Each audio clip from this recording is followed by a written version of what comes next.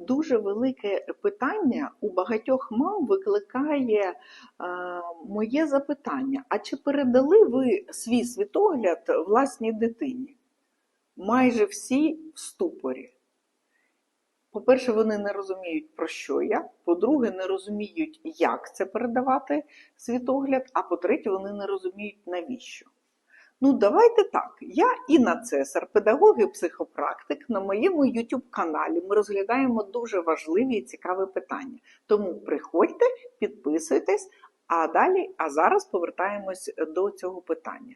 Ну, ось навіщо передавати світогляд? Для того, щоб ваша дитина відчувала підґрунтя, на якому вона може зростати. А про все інше, що саме є світоглядом і як його краще передавати, я говорю в своєму великому відео на YouTube каналі. Приходьте!